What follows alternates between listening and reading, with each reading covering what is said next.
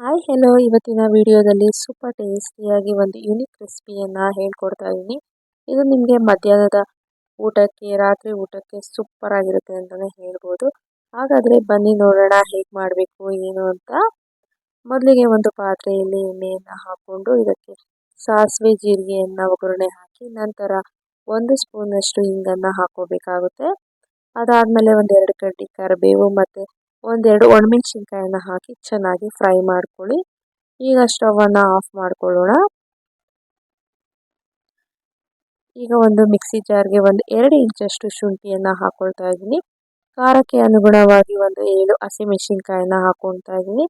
ಹಾಗೆ ಸ್ವಲ್ಪ ಕೊತ್ತಂಬರಿ ಸೊಪ್ಪು ಮತ್ತು ಒಂದು 3ರಿಂದ 4 ಸ್ಪೂನಷ್ಟು ಹಸಿ ತೆಂಗಿನಕಾಯಿ ತುರಿಯನ್ನು ಹಾಕ್ಕೊಳ್ತಾ ಇದ್ದೀನಿ. ಇಲ್ಲಿ ನೀವು ಬೇಕಾದ್ರೆ ತೆಂಗಿನಕಾಯಿ ಪೀಸಸನ್ನು ಸಹ ಹಾಕ್ಕೋಬೋದು. ನಂತರ ಇದಕ್ಕೆ 1 ಸ್ಪೂನಷ್ಟು ಜೀರಿಗೆಯನ್ನು ಹಾಕ್ಕೊಂಡು ಇದನ್ನು ನುಣ್ಣಗೆ ಗ್ರೈಂಡ್ ಮಾಡ್ಕೋಬೇಕಾಗುತ್ತೆ. ಬೇಕಾದರೆ ಸ್ವಲ್ಪ ನೀರನ್ನು ಹಾಕ್ಕೊಂಡು ಗ್ರೈಂಡ್ ಮಾಡ್ಕೊಳ್ಳಿ. ಈಗ ಇಲ್ಲಿ ನಾನು ಮೆಂತ್ಯ ಸೊಪ್ಪನ್ನು ತೊಗೊಂಡಿದ್ದೆ. ಇದನ್ನು ಚೆನ್ನಾಗಿ ವಾಶ್ ಮಾಡಿಕೊಂಡು ಈ ರೀತಿಯಾಗಿ ಸಣ್ಣದಾಗಿ ಮೆಂತ್ಯ ಸೊಪ್ಪನ್ನು ಕಟ್ ಮಾಡ್ಕೋಬೇಕಾಗುತ್ತೆ. ಮೆಂತ್ಯ ಸೊಪ್ಪು ನಮ್ಮ ಕಣ್ಣಿನ ಆರೋಗ್ಯಕ್ಕೆ ಮತ್ತು ನಮ್ಮ ವೈಟ್ ಲಾಸ್ಗೆ ತುಂಬಾ ಒಳ್ಳೆಯದು ಅಂತಲೇ ಹೇಳ್ಬೋದು. ಈಗ ಈ ರೀತಿಯಾಗಿ ಚೆನ್ನಾಗಿ ಕಟ್ ಮಾಡ್ಕೊಂಡಿರುವಂತಹ ಮೆಂತ್ಯ ಸೊಪ್ಪನ್ನು ಈಗಾಗಲೇ ಒಗ್ಗರಣೆ ಹಾಕ್ಕೊಂಡಿದ್ನಲ್ಲ ಅದೇ ಪಾತ್ರೆಗೆ ಹಾಕಿ ಸ್ಟವನ್ನು ಆನ್ ಮಾಡಿಕೊಂಡು ಇದನ್ನು ಚೆನ್ನಾಗಿ ಫ್ರೈ ಮಾಡ್ಕೋಬೇಕಾಗುತ್ತೆ. ನಾನಿಲ್ಲಿ 1 ಕಟ್ನಷ್ಟು ಮೆಂತ್ಯ ಸೊಪ್ಪನ್ನು ತೊಗೊಂಡಿದ್ದೆ. ಇಲ್ಲಿ 1 ಬಟ್ಲಷ್ಟು ಮೆಂತ್ಯ ಸೊಪ್ಪು ಆಗಿದೆ. ಇದನ್ನು ಚೆನ್ನಾಗಿ ಶ್ರಿಂಕ್ ಆಗಬೇಕು. ಈ ರೀತಿಯಾಗಿ ಅಲ್ಲಿವರೆಗೂ ಚೆನ್ನಾಗಿ ಫ್ರೈ ಮಾಡ್ಕೋಬೇಕು. ಹಸಿ ವಾಸನೆ ಎಲ್ಲ ಹೋಗಬೇಕು. ನಂತರ ಇದಕ್ಕೆ ಈಗಾಗಲೇ ನಾನು ಒಂದು 2 ಸ್ಪೂನಷ್ಟು ತೊಗರಿಬೇಳೆಯನ್ನು ಬೇಯಿಸ್ಕೊಂಡು ಇಟ್ಕೊಂಡಿದ್ದೆ. ಅದನ್ನು ಚೆನ್ನಾಗಿ ಸ್ಮ್ಯಾಶ್ ಮಾಡಿಕೊಂಡು ಈಗಾಗಲೇ ನಾವು ಫ್ರೈ ಮಾಡ್ಕೊಂಡಿರುವಂತಹ ಮೆಂತ್ಯ ಸೊಪ್ಪಿನೊಟ್ಟಿಗೆ ಹಾಕೋಬೇಕಾಗುತ್ತೆ. ನಾನಿಲ್ಲಿ ಒಂದು ದೊಡ್ಡ ಚಮಚದಲ್ಲಿ 2 ಸ್ಪೂನಷ್ಟು ತೊಗರಿ ಕಾಳನ್ನು ಹಾಕ್ಕೊಂಡು ಇದನ್ನು ನೀರಲ್ಲಿ ಚೆನ್ನಾಗಿ ಬೇಯಿಸ್ಕೊಂಡಿದ್ದೀನಿ. ಈ ರೀತಿಯಾಗಿ ಚೆನ್ನಾಗಿ ಸ್ಮ್ಯಾಶ್ ಆಗಬೇಕು.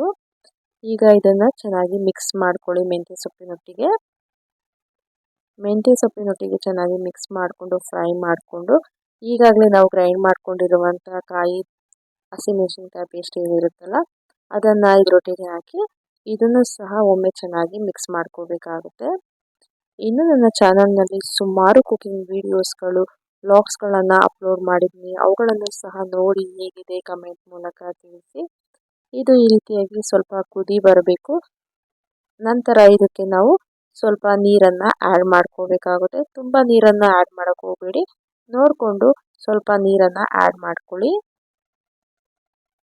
ಈಗ ನೀರನ್ನು ಆ್ಯಡ್ ಮಾಡಿದ್ಮೇಲೆ ಚೆನ್ನಾಗಿ ಮಿಕ್ಸ್ ಮಾಡ್ಕೊಳ್ಳಿ. ನಂತರ ಇದಕ್ಕೆ ರುಚಿಗೆ ತಕ್ಕಷ್ಟು ಉಪ್ಪನ್ನು ಆ್ಯಡ್ ಮಾಡ್ಕೊಳ್ಳಿ.